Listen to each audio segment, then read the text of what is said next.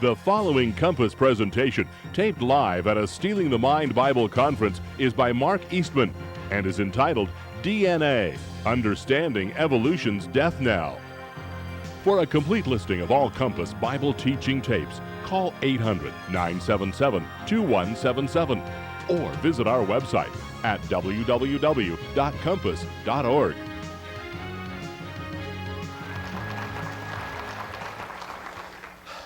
Good morning. It's a blessing to be here.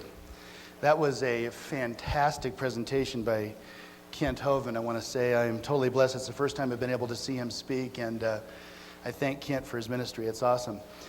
What kind of doctor am I? Well, MD means mentally deficient, as you know.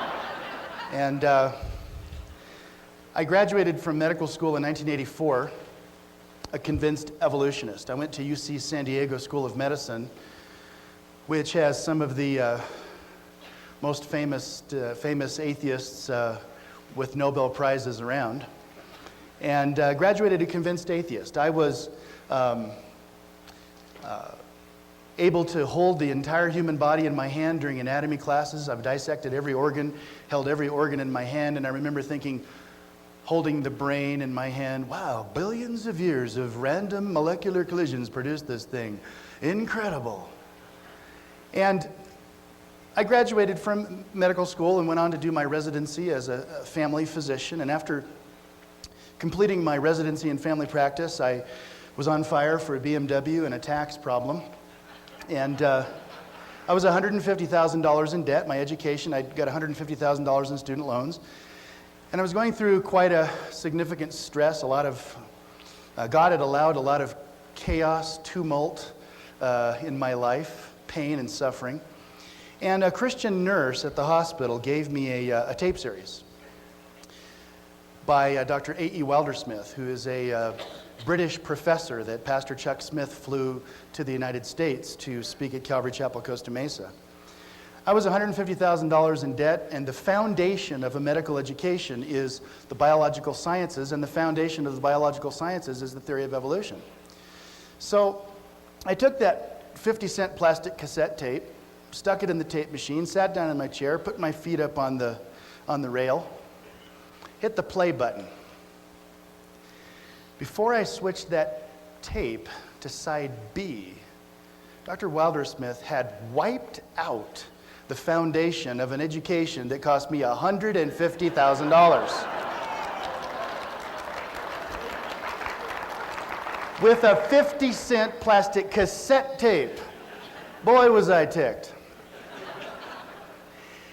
Since that time, I've been studying evidence for creation and apologetics. I've done a lot of speaking and writing and traveling around the country, and I have a website called Mars Hill. Mars Hill is the place where Paul the Apostle gave his defense of the gospel. It's where he told the Greeks about the unknown God, Mars Hill, the Areopagus in Greek. And on my website, I have lots and lots of articles on the origin of the universe, the origin of life, the origin of species, lots of articles that you can read that are will help you understand why we didn't happen by chance.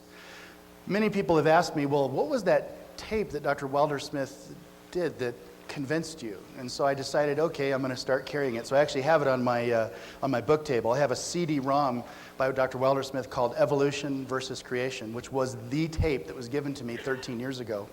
Also, I have all of his studies done at Costa Mesa on a CD. If you've got a computer and you want to listen to his studies on an MP3, there's a program that allows you to play it on MP3 format. And then all of my studies are available on a single CD as well. And the great thing is there's those of you that haven't seen this, there's a new Bible called eSword, which is produced by a computer programmer in Tennessee at a Calvary Chapel in Tennessee. And this is free. I've got the King James Bible with Strong's Concordance bundled on the Wildersmith and my CD. But if you go to his website, which I have a link on my website to his website, he's got dozens of translations of the Bible, dozens of commentaries, dozens of books that attach to the Bible, and it's free. The Hebrew, the Greek, free. It is a fantastic resource, and I encourage you to take advantage of that. Well, this morning, I'm gonna do a study called DNA, Evolution's Death Knell. The book of Romans, chapter 1, verse 18 through 20,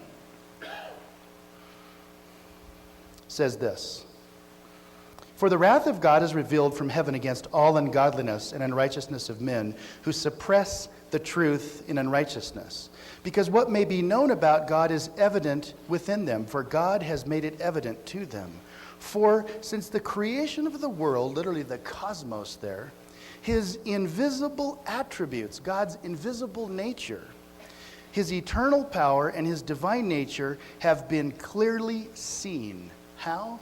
Being understood through what has been made, so that they are without excuse. Paul the Apostle says, when you look at the things that are made, when you look at the cosmos, when you look at a newborn baby, when you look at a 300-foot tall redwood tree, when you look at the things that are made, that the evidence of a creator, a designer, is evident in the things that are made, so much so that we are without excuse. As I said, I did not always believe that. I was a convinced evolutionist. At one time, I was completely and absolutely blinded by the public school system's teaching all the way through college and medical school that science actually supported the DNA molecule. Well, in the last several years, as I said, I've been doing a lot of studying and a lot of teaching on the issue of creation. And for me, the DNA molecule is probably the most powerful evidence, indeed, that there is a creator for the DNA molecule, and even a information scientist, God himself, behind the structure and the coded information in the DNA molecule.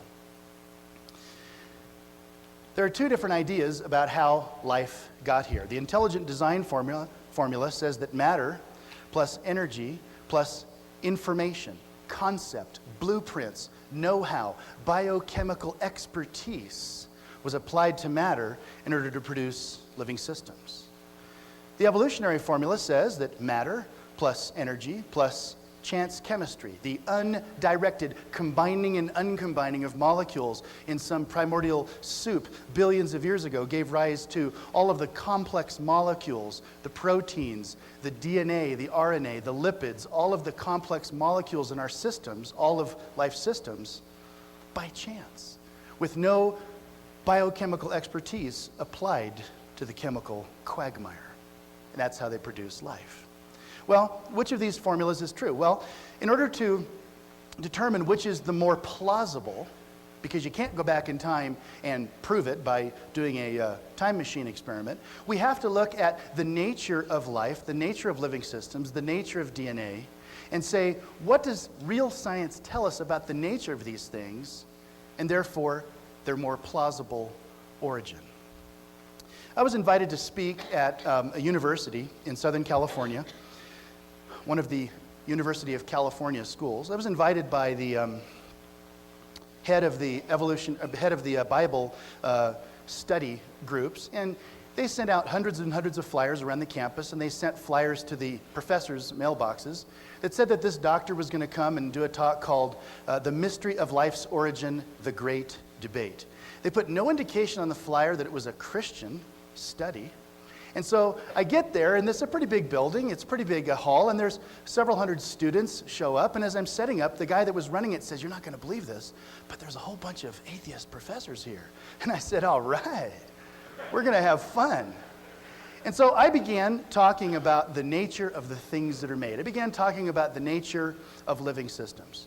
I spoke in depth about the structure of the DNA molecule. Of course, DNA molecule, deoxyribonucleic acid, was discovered, the structure was deciphered in 1953 by James Watson and Francis Crick, but it really wasn't made famous until 1994 by O.J. Simpson.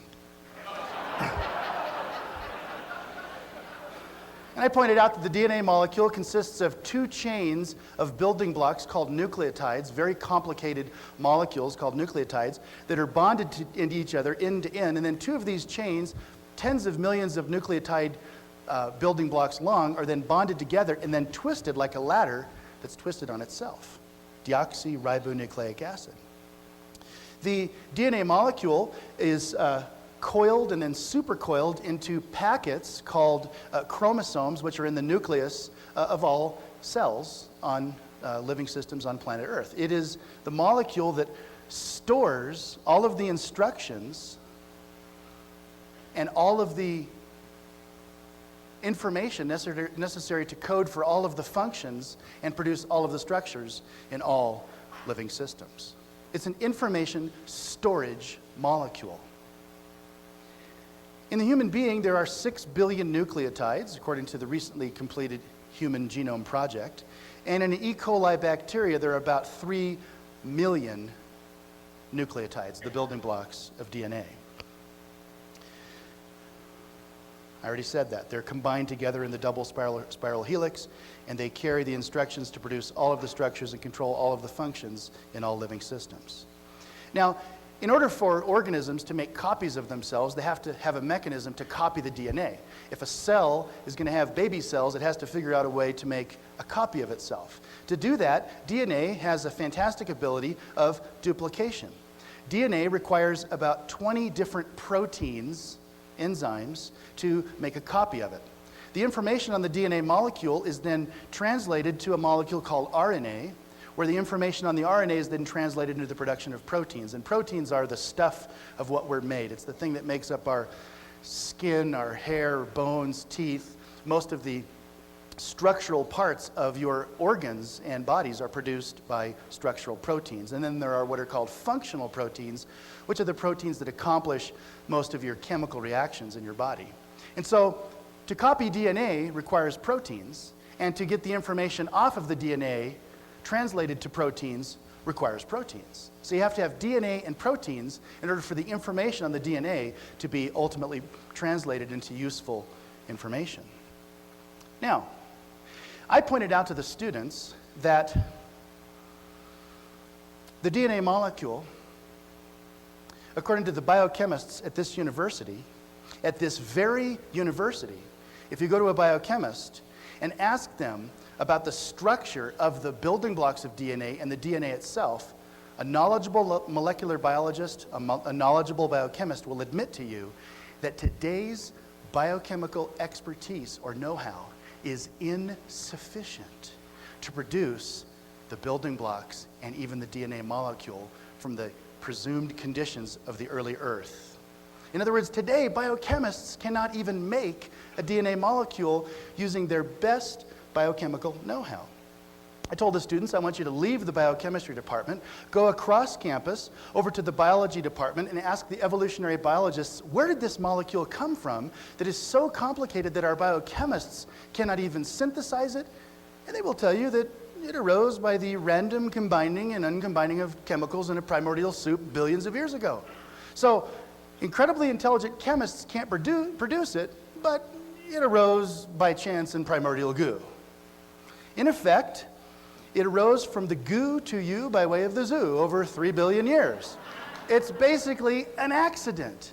So one department in that university will tell you they can't even synthesize a DNA molecule, and the other department says it happens by chance. Bit of a disconnect there, don't you think? Now, the DNA molecule, that's the hardware we've talked about a little bit. The DNA molecule carries software. It's the genetic code. It's the coded instructions that code for the production and control all the functions of your organs in your body. First of all, the genetic code is digital. That is, it's expressible in discrete mathematical terms. Next, the DNA code is error correcting. There are a half a dozen known levels of error correction. For example, when a DNA molecule makes a copy of itself and produces 2 daughter molecules, there are 2 proteins for you students, DNA polymerase 2 and 3, that goes along and feels the newly produced daughter molecule, and if it finds an incorrectly placed building block, it pulls it out and puts the correct one in. So it's an error-correcting digital information storage and retrieval system. Next, the genetic code is redundant. There are segments of DNA, they're called genes, that are so important that there are sometimes 2 or 3 backup copies in the genetic code of an animal. So that if an error occurs in the primary gene, that it goes undetected, that primary gene is turned off and the backup gene is turned on. It's another form of error correction. Next, the information is overlapping. There are segments of DNA that can actually code for the production of more than one protein and then therefore control more than one function. Imagine a string of letters in the English language, 100 letters long. And you put the spaces at a determined place, and it spells out, "In the beginning, God created the heavens and the earth," on out for 100 letters. You then squish the letters together, keeping them in the same sequence, and you change the spaces between the letters to a different place. And you begin reading at a different place in the sequence of the letters, and it spells out, "Jack and Jill went up the hill to fetch a pail of water." Same sequence of letters gives two intelligible sentences. That's exactly what the DNA molecule does. There are segments of DNA that if you begin reading at, say, building block number 1 in code to, say, building block number 100, it'll produce one type of protein that has one function. And then you move down a little bit and, say, start coding at nucleotide number 25 and go to, say, 125, you get an entirely different protein. So the information is overlapping. Next, the information is semantic. That means it possesses grammar, syntax, and punctuation. I did a study like this down in Southern California at a Calvary Chapel, and a gentleman who's a senior programmer of a high-tech firm down in San Diego came up to me and he said, "This is unbelievable. What you've shared with us here is among the most complicated types of information storage systems that we computer scientists work on. This is an incredibly complicated, taking thousands and thousands of man-hours of programming time to produce such a coding system." A fertilized human egg is about the size of a pinhead. It contains enough information to fill 1,000 books, 500 pages thick, with print so small you would need a microscope to read it. That's how much information is in a fertilized egg to produce a copy of you.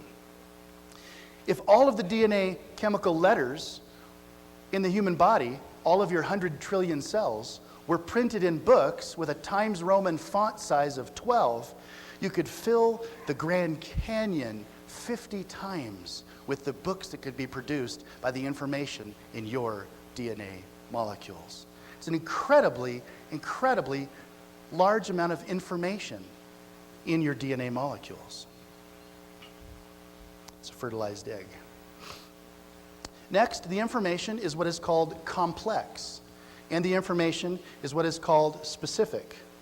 Complex information means that, let me give you an example of complex information. If you were to blindfold yourself and begin typing randomly at a computer keyboard, you would produce a sequence of letters that it would be virtually impossible to reproduce, ever in the history of the universe.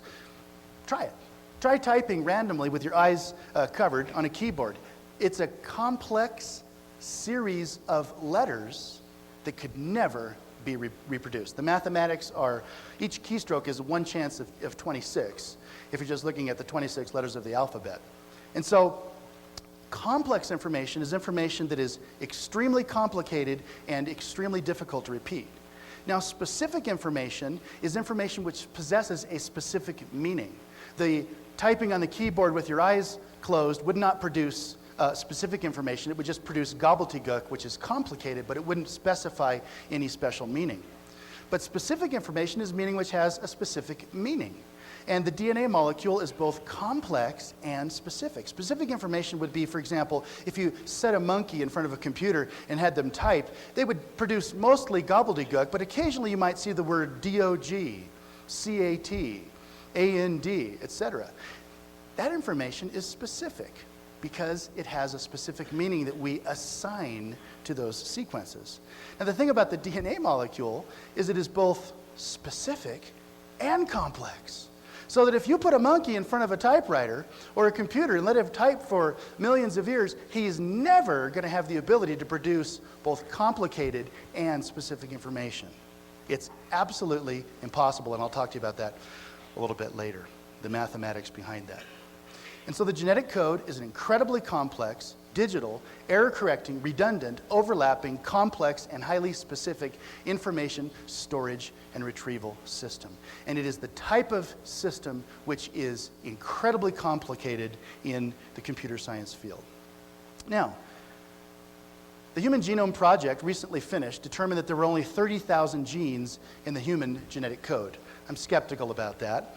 I imagine there's a lot more. But what was startling about that statement was they said that that was far too little information to create a human being if it was read linearly, step by step, like reading a book. It's not enough information to produce you and me.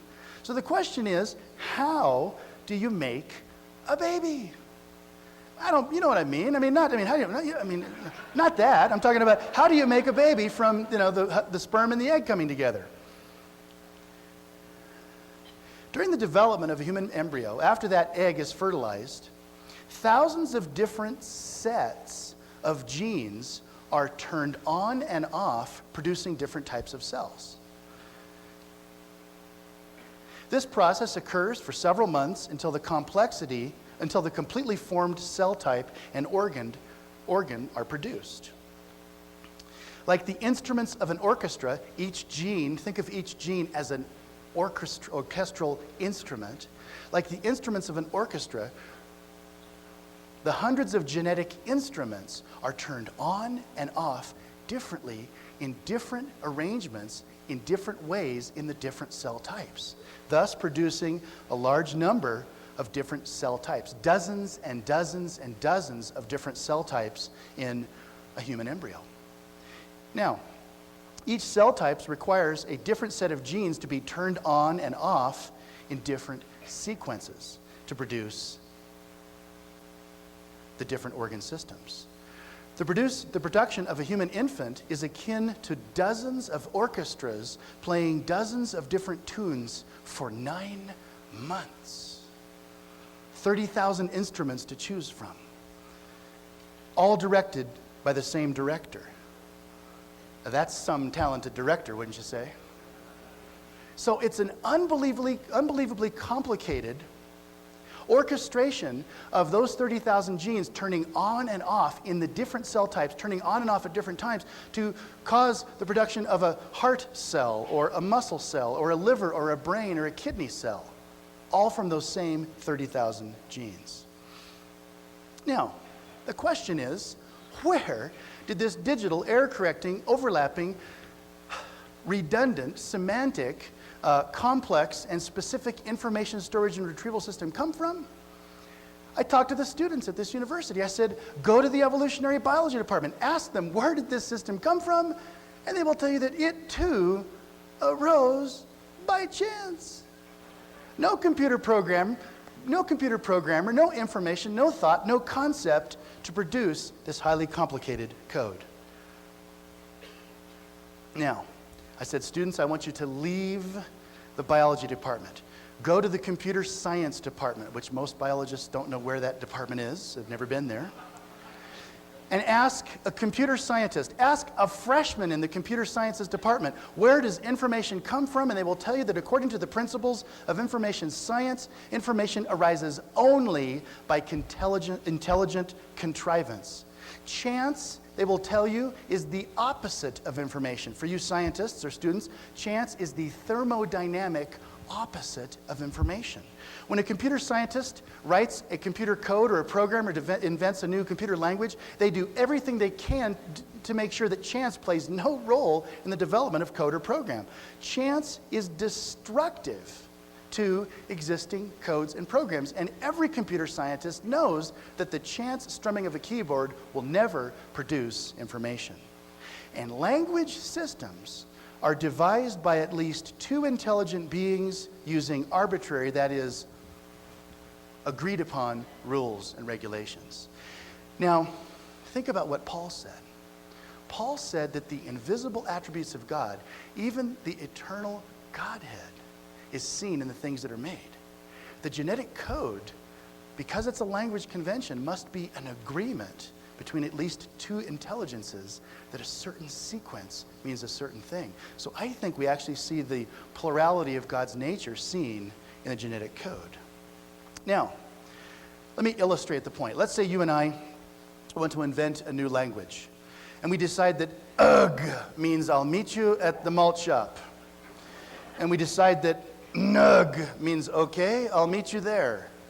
And we decide that lug means I'm buying. And we're in a room like this, and I stand up over there and I say, ugh. Now everybody in the room thinks that I'm choking or in pain, except you. You're in the back and you stand up and you say, nug. And then I stand up and I say, lug. You get a big smile on your face and we go out the side door. You know that we're going to the malt shop and Mark is buying. Everybody else is going, what? What are those two knuckleheads doing? What's the problem? The problem is you don't have a knowledge of the language, rules, regulations, and conventions. Information requires rules and regulations according to interpret the sequences. The meaning of any sequence of letters, beads on a string, sounds of one voice, is assigned by at least two intelligent beings. That is, we hang or assign meaning to the sequences of what information storage system we're using. You can use knots on a rope, beads on a string, iron atoms on a floppy disk. There are cultures today that are still in existence that use knots tied on strings. Hubby comes home at night, there's several strings hanging from the door, he feels the sequence of the strings. Johnny needs a new pair of shoes, Betty scraped her knee, and my wife is pregnant with her 5th child. What? All transmitted by a predetermined language convention which is carried by knots on a string. Chance, information scientists will tell you, is the opposite of information and will not produce information storage systems. So we assign meaning to sequences. Those of you that know German know that, those of you that know English know that gift means a present in English. The word gift is a word that we assign that meaning to. I'm going to give you a gift. Well, if you go to Germany and tell somebody that you're going to give them a gift, it means you're going to poison them. The same sequence of letters means different things. Why? Because the meaning is not inherent in the sequences. The sequence does not possess meaning. We assign meaning to sequences. So randomly produced keystrokes, randomly produced DNA molecules would not possess information. That's only one part of the step. You have to have a language system by which you interpret the sequences in order to transmit meaning. Everybody can see this sequence, ... .. It's a relatively ordered sequence of dots and dashes, but not everybody in the room knows what it means. In order to know what it means, everybody sees the pattern, but you have to have a language convention called the Morse code to interpret the sequences. ... SOS. Help! I got a flat tire. It means help. It's the universal signal of peril. The dots and the dashes don't possess meaning. We assign meaning to the sequences. So even if a monkey could type some meaningful sequences, they would not possess real meaning until we assign meaning to the sequences randomly produced. So where there is information and where there is meaning, there must be a mind, because it requires a mind to assign meaning to the sequences. Sir Frederick Hoyle, a British astronomer and mathematician who was knighted by the Queen of England for his research in mathematics and astronomy, applied his knowledge of mathematics to the DNA molecule back in the late 70s and early 80s. And he said this: the notion that not only the biopolymers, that is the DNA and the proteins, but the operating program of a living cell could be arrived at by chance in a primordial soup here on Earth is evidently nonsense of a high order. Quite a few of my astronomical friends are considerable mathematicians, and once they become interested enough to calculate for themselves instead of relying on hearsay argument, they can quickly see this point. New Scientist, volume 92, page 527. The molecules are not going to rise by chance, and neither is the information. I went to the website, www.seti.org, which is the Search for Extraterrestrial Intelligence. And I went to their website, and they said what they're doing is they're using these radio telescopes around the world, searching the microwave band of radiation, and they're looking for non-random repeating digital sequences in the microwave band of radiation. If they find such a signal, they'll confirm it with other stations. And once they find this signal, and they announce it to the world, that this signal is evidence of intelligence out there in space. Aliens sending us a message. Folks, the genetic code is the very kind of message that they're looking for. A digital, non-random, repeating sequence. So if they just take these telescopes and turn them around and point them at their heads, they'd see the kind of signal that they're looking for. But yet this same website goes on to say that because life on Earth arose by chance over billions of years, and because there are planets that are billions of years older, we believe that there's likely intelligent life that's quite older than that on planet Earth. It doesn't make sense. Let's talk about the evolutionists' idea about how life arose. They call it spontaneous generation. The new word is abiogenesis. They believe that life arose by the undirected combining and uncombining of non-living chemicals somewhere on the primitive Earth. The theory goes that the primitive Earth had a much different atmosphere consisting of methane, ammonia, water vapor, and hydrogen gas, and that energy from the sun, lightning bolts, geothermal vents combined with these molecules to produce the building blocks of life. This theory was tested in 1953 by Miller and Urey. Stanley Miller was a chemist at my university, UCSD, where I did my medical training. And what he did was he made a series of glass flasks where he passed these four gases, methane, ammonia, water vapor, and hydrogen gas. And he had an electrode, two tungsten electrodes in which he sparked this gas that was being circulated through the chambers. And he collected the information, collected the molecules that were produced by it. After about a week, it produced sort of a reddish, gooey, slimy soup on the bottom. He collected it. He did it the first time and produced no molecules that were relevant to life. He produced no amino acids, no nucleotides, nothing. He, then using a knowledge of biochemistry, tweaked the experimental conditions, redid the experiment, ran it for a week again, and was able to produce a couple of important things. First of all, he produced 85% tar. Yep, that's the stuff they make streets out of. And that's not important to human life. If you eat tar, it'll kill you. Tar is basically long chains of carbon molecules, carbon atoms.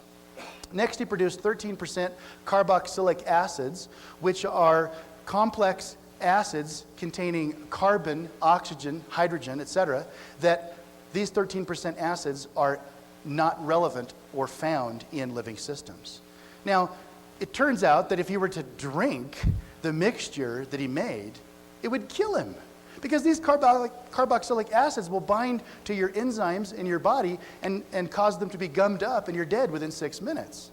Well, he also produced some alanine, which is an amino acid found in living systems, and he produced some glycine and a few trace amounts of aspartic acid, glutamic acid, beta-alanine, and other amino acids.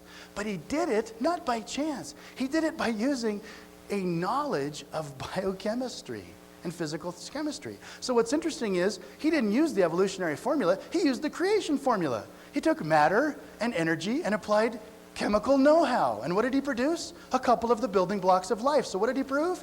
That it takes chemical know-how to produce the building blocks of life. That's what he proved. Now, there's a couple of problems. Whoops, my computer's doing something funny here. It's kind of doing a slow transition. Robert Shapiro, who is a chemist from University of New York at Stony Brook, wrote a book called Origins, A Skeptic's Guide to the Creation of Life on Earth in 1986. He is not a Christian. He's not a creationist. He said this about the experiment. He said, let us sum up. The experiment performed by Miller yielded tar as its most abundant product. There are about 50 small organic compounds that are called building blocks. Only 2 of these 50 occurred among the preferential Miller-Urey products. He went on to say this. He said the nucleotides of the building blocks of DNA and RNA have never been reported in any amounts in such sources. He's talking about spark and soup-like experiments. Yet, a mythology has emerged that maintains the opposite. I have seen several statements in scientific sources which claim that proteins and nucleic acids have themselves been prepared. These errors reflect the operation of an entire belief system. It's called atheism. He says the facts do not support this belief. Such thoughts may be comforting to atheists, but they run far ahead of any experimental validation. Robert Shapiro, Origins, A Skeptic's Guide to the Creation of Life on Earth, 1986, page 108 and 109. So they haven't been able to produce even the building blocks of DNA using biochemical know-how. They cannot do it. Another problem with the Miller-Urey experiment is the fact that all of the amino acids, which are the building blocks of protein, and all of the nucleotides, which are the building blocks of DNA and RNA, occur in two forms. They occur in left-handed and in right-handed forms. It turns out that all of the proteins in your body possess left-handed amino acids, and all of the nucleotides, the building blocks of DNA and RNA, possess right-handed building blocks, nucleotides. Now, when Miller did his experiment, you know what he produced? A mixture of 50% left and 50% right-handed building blocks. Now, the problem is that will not function in order to produce the kind of proteins that you and I have. In order to produce a pure mixture of left-handed amino acids, left-handed amino acids and left-handed proteins, it requires biochemical know-how. I'm a little ahead of my computer here. I already said that RNA and DNA are made of 100% left-handed or right-handed nucleotides. Now, to produce a protein in DNA, it's done by adding one amino acid or one nucleotide at a time to an ever-lengthening chain. In a primordial soup, and by the way, all of the chemists that have tried to repeat the Miller-Urey experiment, they always get the same thing. They get 50% left-handed and 50% right-handed building blocks, no matter what amino acids they produce. A primordial soup always contains 50-50. Here's the problem. If DNA and proteins were produced by the undirected random combining and lengthening of a chain, you have about a 50% chance of putting a left-handed amino acid or a right-handed nucleotide each time, or the opposite for the next one. There's about a 50-50 chance that you'll do, if you're creating a protein or a DNA molecule out of such a soup, that you'll get a left or a right-handed building block. And yet you are made of 100% pure left-handed amino acids and 100% pure right-handed building blocks. And if even one right-handed amino acid is inserted into the structure of a protein in your body, it can completely destroy its ability to function. This was not mentioned to me in college, folks. I had to learn this by reading the writings of A.E. Wilder-Smith and other creationists. They don't teach this to the young students in college.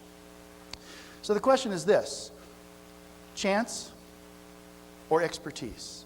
Chance chemistry will never produce or separate the right-handed and the left-handed building blocks. You can separate the building blocks, but you know what it requires?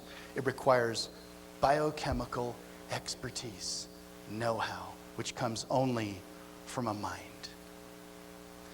Next, let's talk about the mathematical odds of life arising by chance. Hubert Yockey is a physicist and an information scientist. And he has written a number of papers. He's considered to be the most intelligent computer scientist or information scientist alive today. He calculated the mathematical probability of a single protein called cytochrome C arising by chance as 1 chance in 2 times 10 to the 75th power. That's a 2 with 75 zeros after it. Sir Frederick Hoyle calculated the chance of the 2,000 proteins of a bacterium arising by chance as 1 chance in 10 to the 40,000th power. That's a 1 with 40,000 zeros after it. Yale University chemist Harold Morowitz calculated the chance of a single bacterium arising by chance as 1 chance in 10 to the 100 billionth power. There isn't enough. The number of atoms in the universe is only 10 to the 82nd power, they think. The number of subatomic particles in the entire universe. Now, the question is, how big are these odds? Well, to win a state lottery, you have about a chance, 1 chance in 10 million, roughly. 1 chance in 10 to the 7.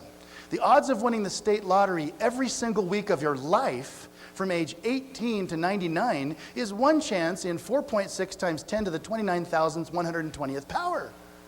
The chance that a bacteria might arise by chance is 1 to the 10 billionth power. Now, according to the French statistician Emil Borel, he showed in 1943, when examining questions of probability on a cosmic scale, that anything with the odds that are worse than 1 chance in 10 to the 50th, that it can be regarded as impossible. Impossible. Anything that has a mathematical, in other words, there's not enough space, there's not enough time, and there's not enough matter in the universe to even produce a single protein, according to the odds of Hubert Yockey. Hubert Yockey said in his book, 1992 by Cambridge University Press, Information Theory and Molecular Biology, on page 284, the belief that life on Earth arose spontaneously from non-living matter is simply a matter of faith in the strict reductionism and is based entirely on ideology, not on science. And Hubert Yockey is not a Christian, he is not a creationist, he says he's an agnostic in his writings. The definition of reductionism is the attempt to explain all biological processes by the same explanation as physical laws that chemists and physicists use to interpret inanimate matter. In other words, it's not going to happen. Sir Frederick Hoyle, in Nature, volume 294, said this. He said, the likelihood of the formation of life from inanimate matter is 1 to a number with 40,000 noughts, that is, zeros in British after it. It is enough to bury Darwin and the whole theory of evolution. If the beginnings of life were not random, they must therefore have been the product of purposeful intelligence. But you know Fred Hoyle, you know what he went on to say? Instead of appealing to God, he said that aliens created life on Earth. That's what he said. Well, my question is, okay, if we were made by aliens, well, who made them? Well, they were made by a previous population of aliens. Okay, well, who made them? Well, they were sprinkled and made by a previous population of aliens. So you have this infinite regression backwards of aliens flying around the universe creating life. But the problem is the universe isn't infinitely old. We know the universe had a beginning, had a finite history in the past. So the question is, where did the first source of information come from? According to the principles of information science, it only comes from a mind. Fred Hoyle said this about the origin of life. The chance that higher life forms might have emerged this way, that is by chance, is comparable with the chance that a tornado sweeping through a junkyard could assemble a Boeing 747 from the materials therein. It's not going to happen. George Wald, a Harvard University biologist and Nobel laureate, said this. One has only to contemplate the magnitude of this task, that is spontaneous generation, to concede that spontaneous generation of a living organism is impossible. Yet, we are here as a result, I believe, of spontaneous generation. So he says it's impossible, but I believe it happened. Ladies and gentlemen, that's the definition of faith right there. The belief in things unseen and hoped for. And Francis Crick, the discoverer of the structure of DNA, said this in his book, Life Itself, page 88. An honest man, armed with all the knowledge available to us now, could only state that in some sense the origin of life appears at the moment to be almost a miracle. So many are the conditions which would have had to have been satisfied to get it going. I did this presentation at this university, and in the back of the room there were two very agitated professors, because I was pitting the information science department and the chemistry department against the biologists, showing that information-packed, self-reproducing machines and molecules do not arise by chance, according to those other departments. And this gentleman stood up and he said, "We are scientists. Unless we can see it, touch it, taste it, smell it, hear it, or detect it with our scientific instrumentation, we cannot believe it exists, and therefore I cannot believe that this God of yours exists." Folks, when you hear that kind of an argument, you should love it. According to the philosopher Alvin Plantinga, he's a Christian philosopher at Notre Dame University, proving the existence of God is like proving the existence of someone else's mind. Proving the existence of God is like proving the existence of someone else's mind. The thing about the mind is I cannot see it, taste it, touch it, smell it, hear it, or detect it with scientific machinery. It's not detectable. Your mind is non-physical. If I attach an EEG to your head and I measure your brain waves, I'm not measuring your mind. I'm measuring the flow of sodium and potassium ions across a cell membrane, which produces an electric current. Your mind is non-physical, just like God. Non-physical, non-detectable. And yet we know that the mind exists. There are many things that are non-physical that exist. Information is a thing that's non-physical, and it exists. So I looked at the professor. I said, Professor, according to the principles of your objection, I'm not permitted to believe that you have a mind. Can't see it, taste it, touch it, smell it, hear it, or detect it with my scientific instrumentation. He didn't like that. I said, Professor, is that reasonable? And he said, no. I said, I agree. If I follow your carcass around, in your case, carcae, if I follow you around, I notice that you create order out of disorder, apply concepts to matter. It's obvious that your hardware, your carcass, is being driven by an intelligent mind. So when it comes to the existence of God, we must apply the same principle. What is more plausible? You must ask it that way. That information-packed, micro-miniaturized, self-reproducing, error-correcting super machines, which is what a cell is, arose by chance, not according to the principles of engineering, information science, and chemistry, or information-packed, self-reproducing, error-correcting super machines are the result of a mind, the result of a concept applied to matter. That's obviously the case. I want to tell you about a mountain, an incredible mountain that was discovered in South Dakota. This mountain is the result of billions of years of wind and rain and lightning and earthquakes and squirrels burrowing into the side of the mountain. There it is. There it is. Unbelievable, right? Billions of years of wind and rain and lightning and squirrels burrowing produced this mountain. That's Pastor Chuck Smith, by the way, of Costa Mesa. Now, could that happen? No way. Not a chance. Do we see the creator of Mount Rushmore? No. Is he hiding behind the rock waving to us? No. What do we see? We see the concept of the Creator stored in stone. The concept of four faces stored in stone. We see the fingerprints of the Creator stored in stone. And so Paul says, when we see the things that are made, we see the evidence of an information scientist, the evidence of an engineer in the machine-like structure of living systems, and the evidence of a vastly powerful biochemist when we look at the things that are made. So what's more plausible? That information-packed, self-reproducing, micro-miniaturized super machines arose by chance? Or is it more plausible that they are the result of a mind? Paul says it's so obvious they arose from a mind that we are without excuse. And the Bible says that that Creator stepped into time and space in the person of Christ. The Creator that created you, then redeemed you, paying the penalty for your sin debt, because sin is a form of debt. He paid your sin debt, which was the result of the way He created you in the first place by giving you capacity of choice. He paid off your sin debt, this Creator did. He revealed His infinite knowledge in creation, but He revealed His infinite love by paying off the sin debt of all mankind. Let's pray. Heavenly Father, we praise You and thank You for Your word, for Your creation, and for the incredible evidence, Lord, that You indeed are the Creator of life on earth. And we, Lord, praise You and thank You that we can worship You with our minds.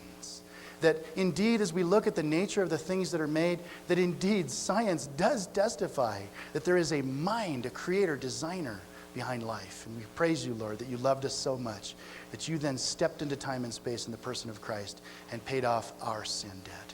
In Jesus' name we pray these things. Amen. God bless you.